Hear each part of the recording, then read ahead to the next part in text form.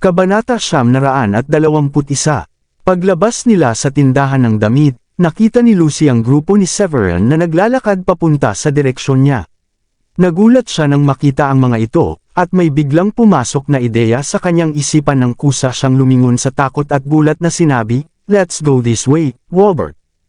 Masasabi ng sinumang makakita sa kanya noon na kinakabahan siya. Agad na sumimangot si Walbert at nagtanong, "What's going on, Lucy? Bakit tayo pupunta sa ibang paraan?" Siya ito. Nakita ni Cheryl ang grupo ng mga tao sa kanyang harapan at agad na sinabi. Dinala lang niya ang kanyang mga babae sa mamahaling bag store na iyon.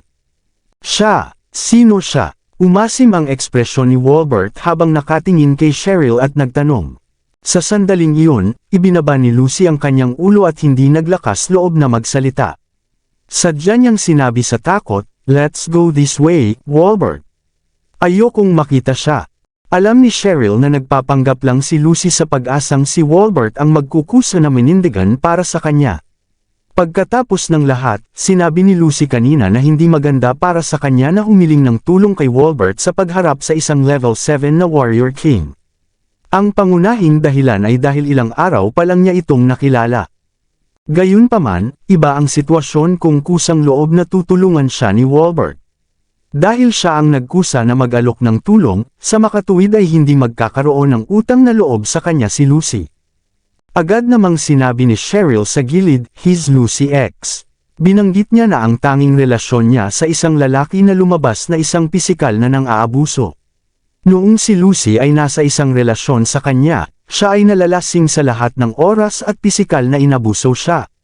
Hindi na nakayanan ni Lucy pagkatapos noon, kaya nakipaghiwalay siya sa kanya at tumakas ng mag-isa sa Skystream City.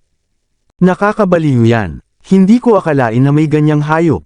Hindi niya dapat tawaging lalaki ang sarili niya kung sinaktan niya ang babae niya.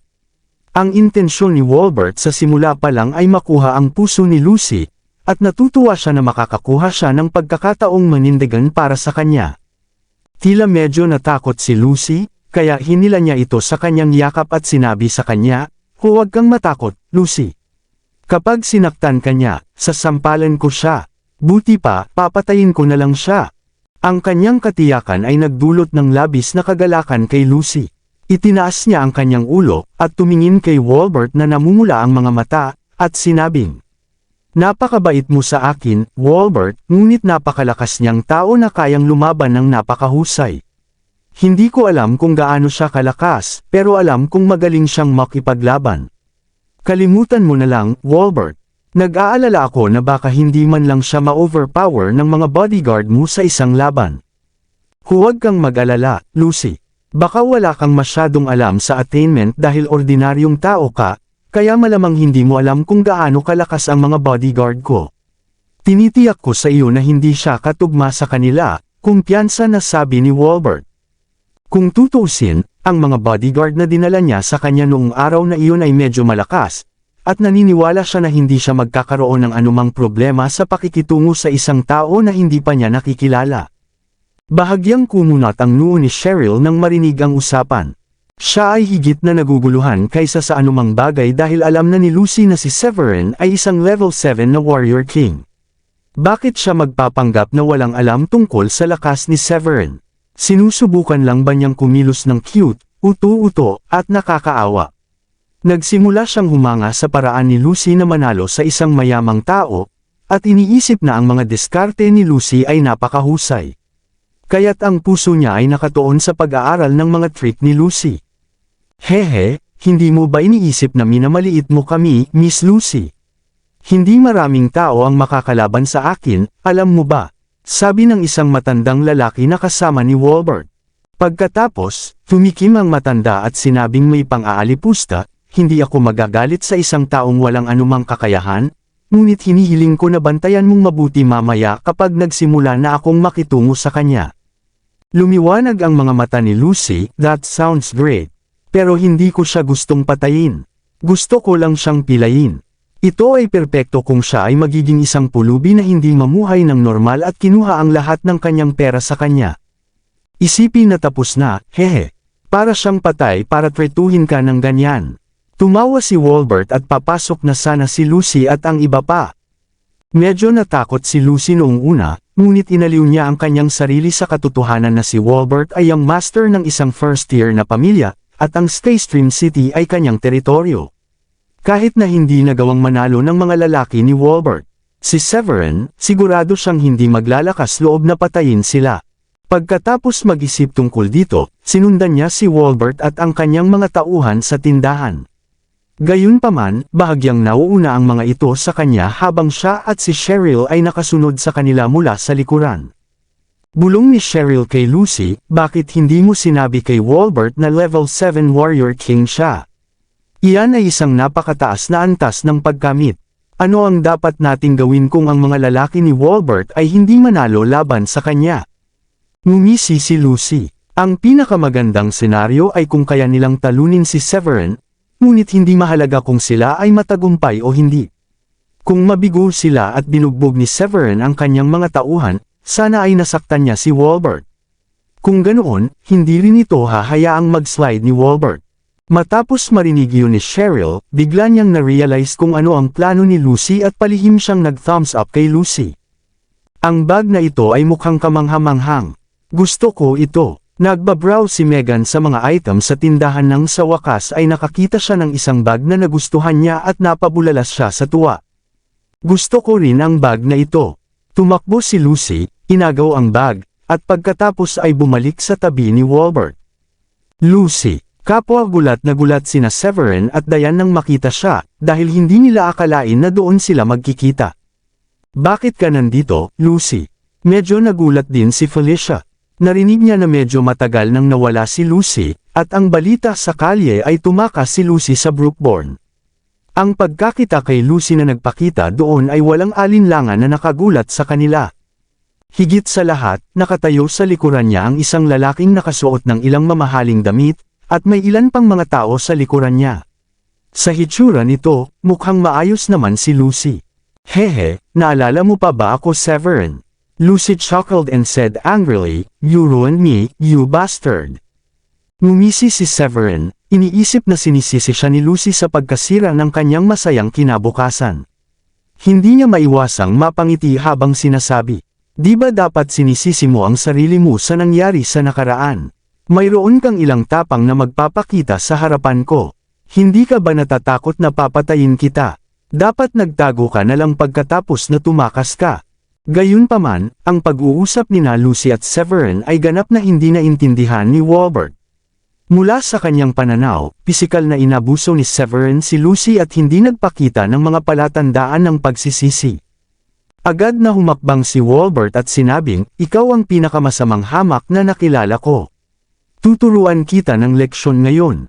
Pagkatapos ay umatras pa siya ng 2 hakbang, na iwinagayway ang kanyang kamay, at sinabing, "Kunin mo siya." Saglit na natigilan si Severin, ngunit hindi niya napigil ang tingnan si Walbert nang nakangiti. "Noong sinabi mong tuturuan mo ako ng leksyon, akala ko ikaw mismo ang lalapit sa akin. Inaasahan ko na hahayaan mo ang iyong mga nasasakupan na gumawa ng maruming gawain. Kung hindi mo ito magagawa sa iyong sarili, kung gayon hindi ka dapat naging mapagpanggap. Hehe, ang daldal mo. Tingnan natin kung magagawa mo pa ba ang mga nakakainis na pangungusap na iyon kapag nabugbog ka ng mga tauhan ko sa isang hampas." Hamalakhak si Walbert at hindi sineseryoso ang mga sinabi ni Severin. "Ipakita sa akin kung ano ang mayroon ka, bata." Pinangunahan ng matandang iyon ang pag-atake. Bilang isang level 5 warrior king, hindi niya masyadong inisip ang mga kakayahan ni Severin. Sa isang kisap mata ay sumulpat siya sa harapan ni Severin at sumuntok. Swoosh! Nakariyak pa rin si Severin sa kabila ng bilis ng matanda. Itinagilid niya ng bahagya ang katawan, at madaling umiwas sa suntok ng matanda, at ibinaon ang palad sa dibdib ng matanda. Bang! Ang simpleng pag-atake na iyon ay naglalaman ng walang hangganang lakas na nagpalipad pabalik sa matanda ng ilang metro pabalik. Pagkatapos ay bumagsak siya ng husto sa lupa at samukan ng isang subo ng dugo. Ang iba pang mga bodyguard na nagtipon sa paligid ni Severin, ngunit dahil ang kanilang natamo ay hindi kasing ganda ng matanda, hindi sila kapantay ng lakas ni Severin. Wala pang isang minuto, lahat sila ay namimilipit na rin sa lupa. Ano ang gagawin natin ngayon? Napaatras si Lucy sa takot at nagkaroon ng sobrang pangit na ekspresyon sa mukha. Sir, ang kanyang attainment ay hindi bababa sa level 7 Warrior King. Masyado siyang malakas. Tiniis ng matanda ang sakit habang tumakbo siya papunta kay Walbert at ipinaliwanag ang sitwasyon. Level 7. Malungkot ang mukha ni Walbert at ilang beses na kumibot ang mga labi. Noong una ay gusto lang niyang tulungan si Lucy na mailabas ang kanyang galit at ipakita kung gaano niya ito kakayan na protektahan siya. Aba at nabigo ang kanyang tangkang katapangan, at dahil dito ay napahiya pa siya. Wait lang. Kinagat ni Walbert ang kanyang mga ngipin at pinagbantaan si Severin. Pagkatapos ay hinila niya ang braso ni Lucy at sinabi sa kanya, "Let's go." Kumunot ang noo ni Severin. Kung ang lalaki ay may level 5 o level 4 na mga warrior king na sumusunod sa kanya sa lahat ng dako, halos tiyak na siya ay miyembro ng isang upper tier na pamilya. Hindi na interesado si Severin na ituloy ang bagay na iyon pagkatapos na turuan sila ng leksyon. Gayunman, sinabi niya sa kanila, "Maghintay." Tumigil si Walbert sa paglalakad at lumingon sa paligid. "Ano pa ang gusto mo? Susubukan mo pa ba at maging sanhi ng problema sa akin? Hehe, parang may death wish ka. Alam mo ba kung sino ako?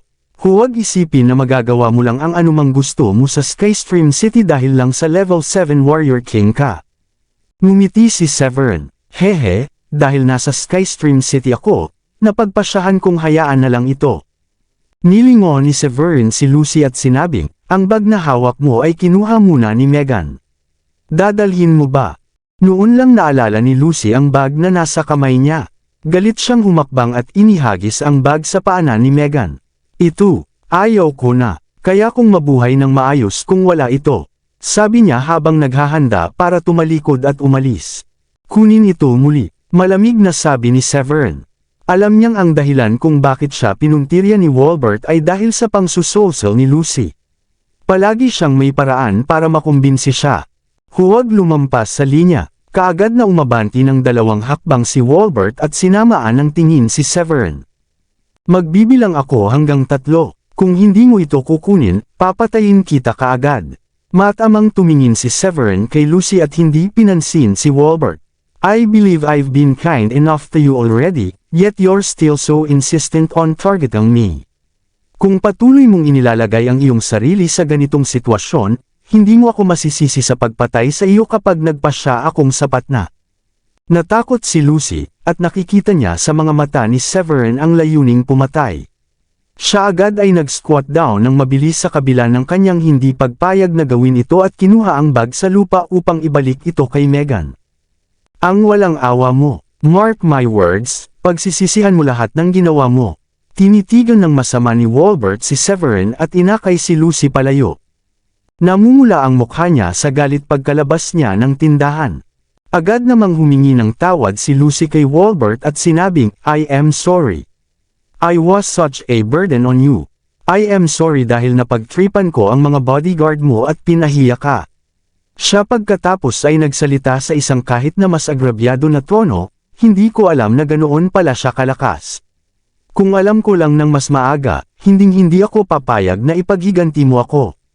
Gayunpaman, nadama ni Walbert na may mas malaking pangangailangan na ibalik ang sitwasyon nang sabihin iyon ni Lucy.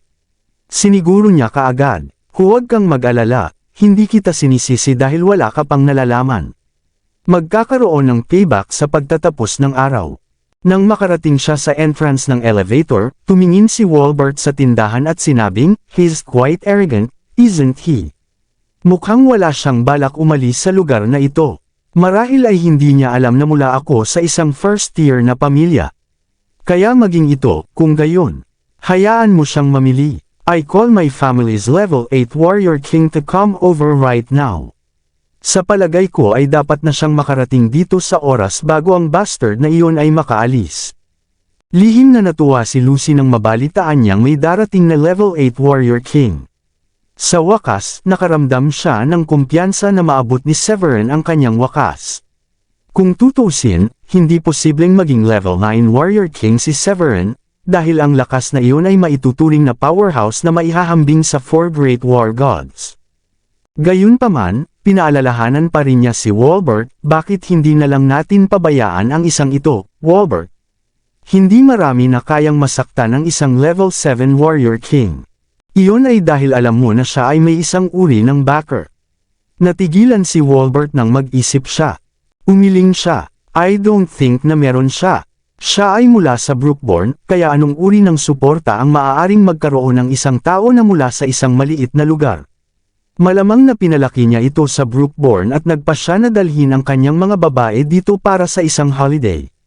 Hehe, kung wala siyang suporta, wala tayong dapat ikatakot. Tumawa si Walbert. Agad siyang tumawag sa telepono. Hoy, Grand Elder, maaari mo bang dalhin ang ilan sa ating mga lalaki dito sa High Sky Shopping Complex?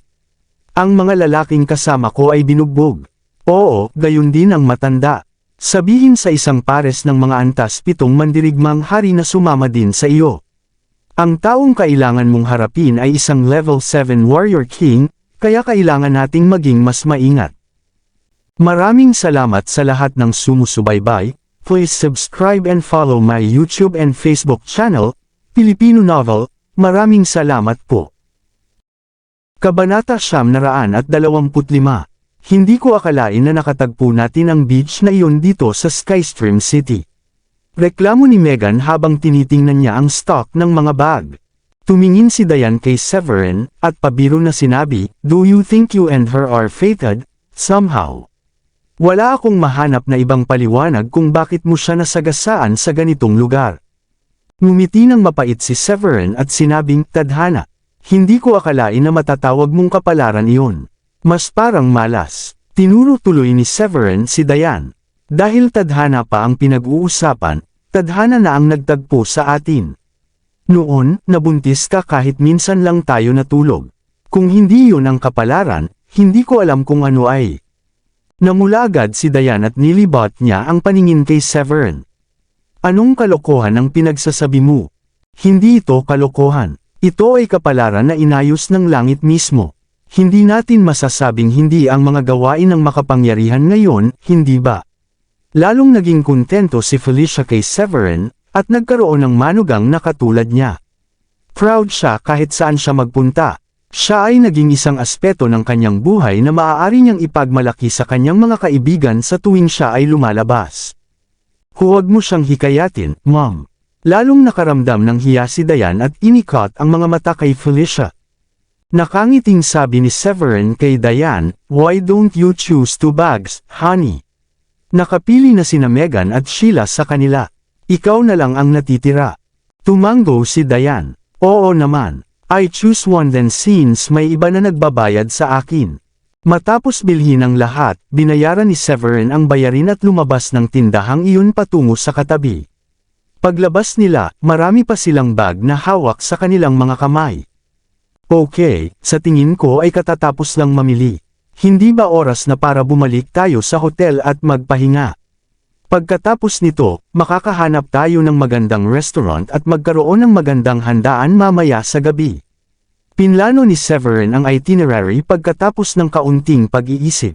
"Walang problema, lalo kang nagiging kahanga-hanga sa araw-araw, bayaw." Excited na sabi ni Megan habang bitbit ang mga bag niya palabas. Felicia then seized the moment and advised, "Madali ang lahat kung may pera ka, at mabibili mo rin ang kahit anong gusto mo. Kaya nga sinasabi ko sa iyo na magkaroon ka ng boyfriend na kasing yaman ng bayaw mo." Tingnan mo na lang kung gaano kahanga-hanga si Severin. Siya ay mayaman at malakas, at mayroon din siyang mga medikal na kasanayan. Hindi ko sinasabi na ang boyfriend mo ay kailangang kasing galing ng iyong bayaw. Ang pagkakaroon ng isang ikasampu ng kakayahan ni Severin ay higit pa sa sapat na mabuti. Nilabas agad ni Megan ang dila at saka inirapan si Felicia. "Ayan na naman, Mom. Hindi mo ba kayang magpahinga?" Biglang bumulalas si Felicia, "Bad news. Nandito na naman sila." Hinawakan ni Felicia ang mukha habang nakatingin sa harapan. "Saan ba nagmula ang mayaman na iyon? Hindi ba tinuruan na sila ni Severin ng leksyon kanina? Hindi ako makapaniwalang nagdala siya ng ibang grupo ng mga lalaki dito.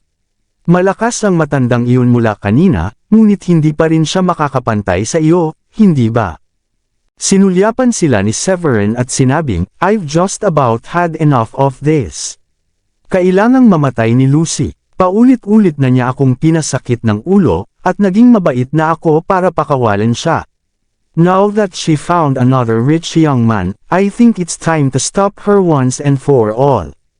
Noong pinatay niya si Cain sa Brookborn noong nakaraan, inatasan ni Severin si Larry na magpadala ng taong mag-iimbestiga kay Lucy. Sa kasamaang palad, ang kanyang katusuhan ay ang kanyang pinakamahusay na asset at pinamamahalaan niyang tumakas mula sa Brookborn ng walang bakas. Ang mundo ay maaaring maging isang malaking lugar, ngunit hindi inaasahan ni Severin na makakatagpo siya muli.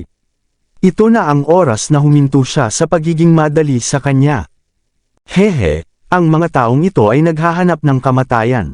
Susubukan ba natin ang ating kamay sa pakikitungo sa kanila? Pinunasan ni Lily ang kanyang kamao at tila sabik na makipagpalitan ng suntok. Gayunpaman, umiling si Severin at sinabing, maaari kang tumulong sa pagdala ng aming mga bag. Hindi sila ganoon kadaling pakitunguhan gaya ng iniisip mo. Mayroong antas 8 mandirigma na hari at 2 antas 7 mandirigma na hari sa kanilang hanay. Masasabi mong ang mayaman na ito ay mula sa isang first-tier na pamilya. Isang antas ng 8 at 2 antas ng 7 mandirigmang hari. Napabuntong hininga si Lily at ang mga babae nang marinig iyon. Hindi sumagi sa kanilang isipan na magiging ganito kalakas ang mga kalaban nila. Napakaswerte ni Lucy na nakilala niya ang mga mayayamang binata. Dapat kong sabihin, malamang na mayroon siyang ilang mga trick sa kanyang manggas. Mapait na ngumiti si Megan at sinabing, malamang kailangan mong mag-isip ng 2 beses bago mo gawin ang anumang bagay, kuya. Kung papatayin mo si Lucy, malamang na masasaktan mo itong mayamang binata mula sa isang first-tier na pamilya. Nakangiting sabi ni Severin, even if they're a first-tier family, the person with the highest attainment is just a level 8 warrior king. Sa tingin mo, magagawa ba nila ako kung patay na ang pinakamalakas nilang lalaki? Hamalakhak si Megan. May punto ka, hindi ka isang ordinaryong tao, kung tutusin, at hindi ikaw ang tipong gugustuhin ding manggulo. Dahil sila ang nagsimula nito, hindi naman tayo pwedeng umatras at hayaan sila sa kanilang paraan, di ba? Tingnan mo silang nagtatawanan at nag-uusap kahit nakita na nila tayo. Hindi napigilan ng isang level 7 na warrior king na sumimangot nang makita ang kinikilos ni Severin at ng grupo. Sabi ni Walbert na may malamig na ngiti, that's because he doesn't know what's coming for him. Wala siyang ideya kung gaano kakalakas, at sa tingin niya ay hindi siya magagapi dahil lang siya ay isang level 7 warrior king. Tinatrato niya ang lahat na parang nasa ilalim niya. Ang Grand Elder ang nag-iisang level 8 warrior king sa kanila, ay hindi napigil ang matawa, hahaha. Huwag mag-alala, Ginoo. Ipapakita ko sa kanya kung ano ang ibig sabihin ng totoong pagsisisi. Iyan ang magtuturo sa kanya na nasaktan ka. Isang elder na ang natamo ay ang level 7 warrior king ang nagsabi kay Walbert. Hindi ba niya alam na ikaw ay mula sa isang first-tier na pamilya? Ito ay walang kahulugan. Paano posible na may mga tao pa rin mula sa Skystream City na hindi alam kung sino ka? Dapat bulag sila. Logically speaking, lahat ng tao sa Skystream City ay dapat magkaroon ng kamalayan sa iyong reputasyon. Pagkatapos ay ninisian ni Walbert at sinabing, bueno, siya ay mula sa isang napakaliit na lungsod na tinatawag na Brookborn, kaya hindi ako nagulat na hindi niya alam kung sino tayo. I am guessing ilang araw lang siya dito. Kaya ganyan ito, sinabi ng matanda. Nagtataka ako kung bakit napaka-ignorante niya kung sino ka. Lumalabas na siya ay mula sa isang maliit na lungsod. Haha! Nakangiting sabi ng Grand Elder. Malamang ay mayabang siya dahil makakatakas siya sa lahat ng bagay sa Brookborn at sinisiraan niya ang lahat ng naroon. Buti na lang nandito siya para turuan siya kung paano kumilos bilang isang tamang tao. Hahaha! Mayroon kang lakas ng loob. Nagulat ako na hindi ka tumakas nang makita mo kaming paparating. Lumapit si Walbert kay Severin at tumawa ng pagkalalaki. Hehe, hindi ko akalain na magkikita tayo agad. Napangiti si Severin. Gaano ka maaaring maging tanga? Hindi ako tumatakas dahil hindi ako natatakot sa iyo. At kung hindi ako natatakot sa iyo, walang dahilan para tumakbo ako. Ikaw ang dapat tumakbo. Ang sanggit mo pa rin gaya ng dati. Tingnan ko kung maisasara mo ang masungit mong bibig saglit. Bumantong hininga si Walbert na naniniwalang hinding-hindi matatalo ni Severin ang tatlong lalaking tinawag niya.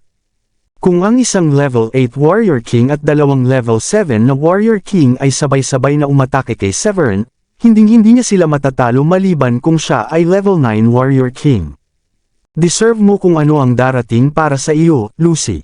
Paulit-ulit kitang binitawan. Hindi pa ba ako naging mabait sa iyo? Binigyan kita ng isang huling pagkakataon kanina, ngunit alam ko na ngayon na patuloy mo akong guguluhin maliban kung papatayin kita. Tumingin si Severin kay Lucy at nagpatuloy, I will not spare your life this time. Papatayin kita at wakasan ang iyong mga nakakainis na pakana. Siya ay isang impyerno ng isang scumbag, Lucy.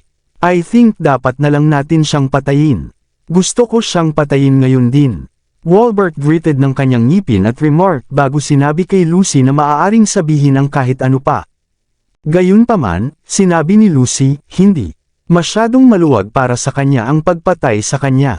Gusto kong mapilayan siya at maging kawawang pulubi para ipahiya ko siya araw-araw. Saglit na natahimik si Severin at hindi napigil ang mapangiti, hindi ko akalaing magiging ganito kalupit ka Lucy. Mayroon kang ilang mga ligaw na pantasya na nangyayari doon, ngunit natatakot ako na hindi magkatotoo ang iyong mga hiling. Sa tingin mo, kaya mo bang maging napakayabang dahil lang ikaw ay level 7 Warrior King? Ang Grand Elder ay humakbang pasulong at naglabas ng isang malakas na enerhiya sa kapangyarihan ng kanyang pag-iisip. Hinuyam niya ang kanyang kamao, at naglabas ng malakas na espiritual na enerhiya mula rito, at sinabing may malamig na ngiti. Palalawakin ang iyong pananaw ngayon at ipakita ko sa iyo kung ano ang pakiramdam kapag nakatagpo ka ng isang taong mas malakas kaysa sa iyo. Sinabi ni Severin, hindi madali para sa iyo na maabot ang antas na ito ng tagumpay. I don't need to kill you today, but if I won't let anyone stop me from killing that woman. Haha, guess you haven't seen through my attainment kahit I release all my spiritual energy. Hindi mo ba alam na nakikipag-ugnayan ka sa isang level 8 Warrior King? Tumawa ang matanda at mahinahong sinabi. Sa tingin mo ba ay mapapatay ako ng level 7 Warrior King na tulad mo? Pagkatapos mag-isip tungkol dito, pinaalalahanan ni Walbert, Grand Elder, Second Elder, Third Elder, sa tingin ko dapat kayong tatlo ang sabay-sabay na atakihin siya. Hindi natin kayang maging pabaya. Ang pangalawang elder at ang pangatlong elder ay parehong tumango at naglakad papunta sa Grand Elder. Gayunpaman, ipinagmamalaki ng Grand Elder ang kanyang katayuan bilang isang level 8 Warrior King, at direktang iniabot niya ang kanyang kamay para pigilan ang dalawa pang elder. Pangalawang elder, pangatlong elder, kayong dalawa ay maaaring tumayo sandali. Ang batang ito ay hindi alam kung ano ang mabuti para sa kanya, at gusto kong subukan muna ang kanyang mga kakayahan. Kung kahit papaano ay hindi ako makakapareha para sa kanya, marami pang oras para sa inyong dalawa na suportahan ako. Hindi ako naniniwala na matatalo ako ng impyerno ng ganoon kabilis at iiwan akong walang lakas para lumaban. Okay, Grand Elder, siguraduhing mag-ingat. Feeling ko hindi peke ang self-confidence niya. Ang pangalawang matanda ay pinagmamasdan si Severin at walang nakitang bakas ng gulat sa mga mata ni Severin mula nang sila ay magpakita. Ito ay ang natatanging kawalan ng gulat mula kay Severin na humantong sa kanya upang magkaroon ng masamang pakiramdam. Alam mo na agad kung nagpapanggap ba siya o hindi. Ang espiritual na enerhiya sa kamao ng Grand Elders ay naging mas matindi, at siya ay sumugod patungo kay Severin sa isang iglap upang magbigay ng suntok. Tingnan natin kung kaya mo silang harapin. Napangiti si Walbert na naniniwalang matatapos din si Severin nang wala sa oras. Hehe, ay humor ka nun. Hamalakhak si Severin, at kinuyam ang kanyang kamao, at gumawa ng isang pagsabog ng espiritual na enerhiya na bumabalot sa kanyang kamao. Sa isang iglap, agad niyang sinuntok ang Grand Elder. Bang! Isang nakakabinging dagandong ang naganap, at ang Grand Elder na isang level na 8 mandirigmang hari ay ipinadala pabalik sa impact. Lumipad siya pabalik ng ilang metro bago tuluyang bumagsak sa lupa. Masyadong malakas ang puwersa para makayanan niya, at umatras siya ng ilang hakbang bago siya makatayo ng matatag. Napuno ng pagtataka ang kanyang mga mata dahil halos hindi gumagalaw si Severin pagkatapos ng kanilang sagupaan habang siya ay pinalipad. Ang maikling sagupaan sa pagitan ng dalawa ay pangunahing kompetisyon ng pisikal na lakas, ngunit napakalinaw na kung sino ang mas malakas kaysa sa isa. Hindi ako makapaniwala, may lamang ba ang batang iyon laban sa ating Grand Elder? Ang pangalawang matanda at ang ikatlong matanda ay nagpalitan ng mga tingin na may nakakatakot na ekspresyon. Ang katotohanang kaya pang tumayo ni Severin ay ipinakita na ang kanyang lakas sa pakikipaglaban ay marahil ang pinakamataas na ranggo sa karamihan sa mga antas ng 8 mandirigma na hari sa kabila ng kanyang pagkamit na isang antas na mas mababa. Malamang kasing malakas siya, kung hindi man mas malakas, kaysa sa akin. Sabay nating atakihin siya. Napailing-iling ang Grand Elder at nag-iingat sa paglabas ng todo. Naintindihan. Tumango ang pangalawang matanda at pangatlong matanda, at itinuon ng tatlo sa kanila ang kanilang mga tingin kay Severin bago kinuyam ang kanilang mga kamao at ipinadala ang kanilang espiritual na enerhiya. Kinakabahang kinuyam ni Lucy ang kanyang mga kamao sa likuran nila. Nagsimula siyang nakaramdam ng kaunting pag-aalala dahil sinabi ni Severin kanina na papatayin siya nito sa halip na bigyan pa siya ng pagkakataon. Naniniwala siya na si Severin ay isang tao ng kanyang salita, at nakikita niya ang isang pangako na ginawa niya. Kung kahit ang level 8 Warrior King ay hindi manalo laban kay Severin, alam niyang malapit na ang kanyang wakas. Ngayon na, biglang sumugod silang tatlo at sabay-sabay na sinugod si Severin. Ginamit pa nila ang kanilang martial skills laban sa kanya. Bam, bam, bam. Sa kasamaang palad para sa kanila, madali sa kanila makitungo si Severin at kontrahin ang kanilang mga pag-atake ng direkta. Sa halos isang kapat ng 1 minuto, ang tatlong matatanda na itinuturing na isa sa pinakamalakas sa Skystream City ay nakahandusay na sa lupa. Napahawak ang bawat isa sa kanilang dibdib habang tumutulo ang dugo sa sulok ng kanilang mga bibig. Hindi ito posible, hindi. Paulit-ulit na umiling si Lucy nang magsimulang bumalot ang nakamamatay na enerhiya. Nagpumiglas ang Grand Elder na tumayo at samukan ng panibagong subo ng dugo. Napatingin siya kay Severin. Hindi makapaniwala at mahinang nagtanong, "Ikaw ay isang antas siyam na mandirigmang hari, hindi ba? O hindi ako magiging malakas maliban kung ikaw ay isa?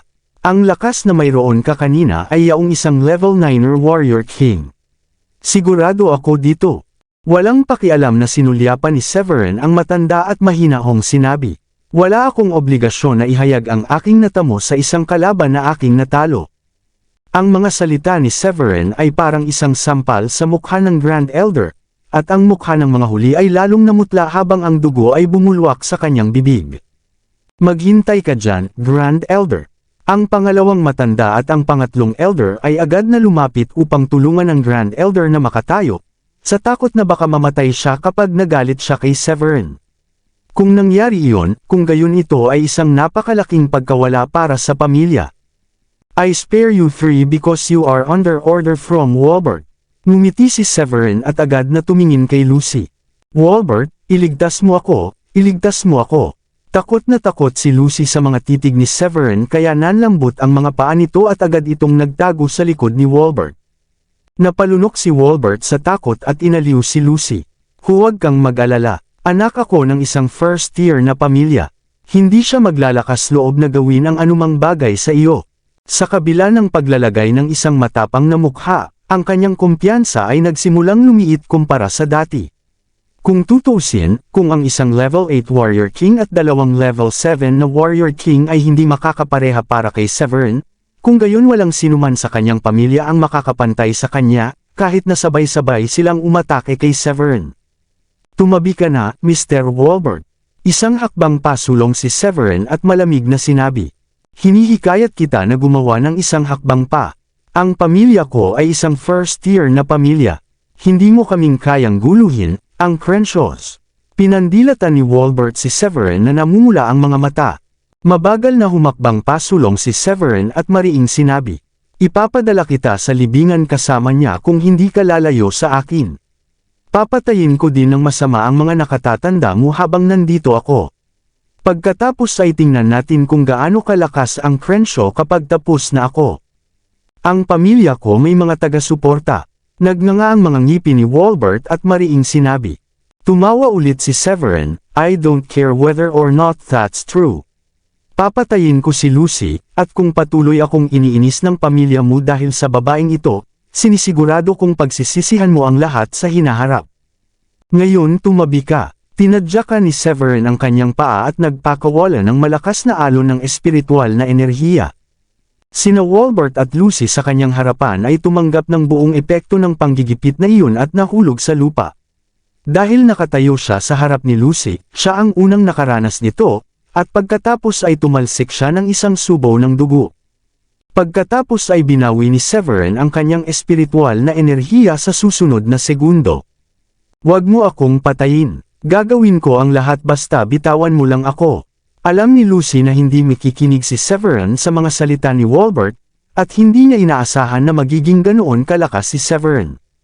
Agad siyang bumangon, tumakbo, at lumuhad sa paanan ni Severin habang walang humpay na nagmamakaawa. Kabanata 930. Huwag mo siyang patayin, Severin. Bibigyan kita ng pera kung ililigtas mo ang kanyang buhay. Magagawa ba ng 300 milyong dolyar? Agad na sinigawan ni Walbert si Severin sa takot. Nakita niya na walang pakialam si Severin sa background ng kanyang pamilya at desidido siyang patayin si Lucy. Lumiwanag ang mga mata ni Lucy nang marinig iyon dahil iyon na ang huling hakbang niya para iligtas ang kanyang buhay. Hindi niya inaasahan na bibigyan siya ni Walbert ng 300 milyon para sa kanyang kapakanan, at pakiramdam niya ay walang dahilan si Severin para tanggihan ang perang iyon.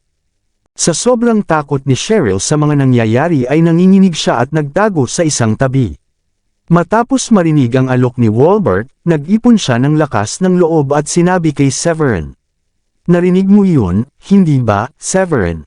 Malaking halaga ng pera ang 300 milyon, at makukuha mo yun basta't iligtas mo ang kanyang buhay.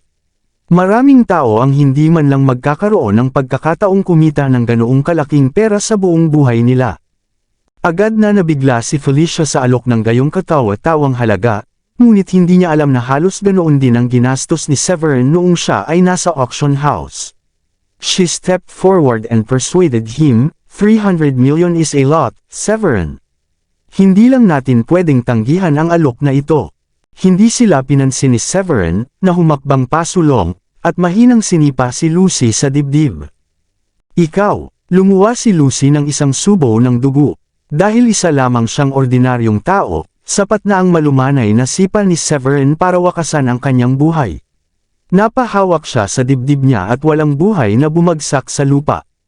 Lucy, natulala si Walbert pagkatapos ng ginawa ni Severin. Hindi niya akalain na magiging napakalupit ni Severin para wakasan ang buhay ni Lucy, kahit na inalok siya ng 300 milyon para iligtas siya. Walang pakialam na sinulyapan ni Severin si Walbert at sinabing, kung gusto mong makaganti sa akin, ililigtas kita sa problema ng paghahanap sa akin. Pumunta ka lang sa Province Governor's Mansion kinabukasan, dahil kasama ako sa mga dadalo sa kanyang ika-60 kaarawan. Kung mayroon kang background na sinasabi mong mayroon ka, kung gayon, sa lahat ng paraan, patunayan ito. Kukunin ko kahit anong ibato mo sa akin. Matapos iwan si Walbert na may babalang iyon, tumingin siya kay Diane at ikanaway ang kanyang kamay. Tara na, pagkatapos ay inakay niya ang mga ito at umalis sa eksena. Sir, I think dapat kalimutan na lang natin itong buong pangyayari. Marahil siya ay isang level 9 warrior king, at kahit na hindi siya, ang kanyang lakas ay malamang na nasa level ng isang level 9 warrior king. Walang kapantay para sa kanya. Isang hakbang pasulong ang Grand Elder at pinayuhan si Walbert. Uminom na siya ng healing pill at malaki ang na-improve ng kanyang kutis kumpara sa dati.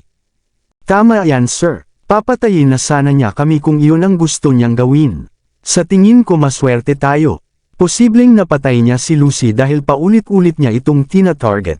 Ang pangalawang matanda at ang pangatlong elder ay parehong nahikayat si Walbert pagkatapos ng pagharap sa kamatayan. Ako, aalis na ako. Si Cheryl ay natakot sa simula pa lang, at sa wakas ay nakapagbitaw na siya ng ilang salita kay Walbert matapos panasan ang kanyang malamig na pawis. Tumingin si Walbert kay Cheryl at sinabing, magkapareho kayo ni Lucy ng height at body figure. Para kunin mo ang mga damit na binili ko para sa kanya kanina. Okay, maraming salamat, Mr. Walbert. Tumango si Cheryl, kinuha ang mga shopping bag, at nagmamadaling umalis. Hindi pa rin niya maalis ang takot at kaba. Dalhin ang bangkay ni Lucy para i-cremate. Napatingin si Walbert sa lower-level bodyguards na hindi gumawa ng kilos ng mas maaga. Oo, sir. Nagkatinginan ang mga bodyguard na iyon bago kinuha ang katawan ni Lucy. Isa kang bastard, Severin. Tumingin si Walbert sa direksyon na pinuntahan ni Severin at kinuyam ng mahigpit ang kanyang mga kamao na nagdulot ng popong sound ang kanyang mga bukong.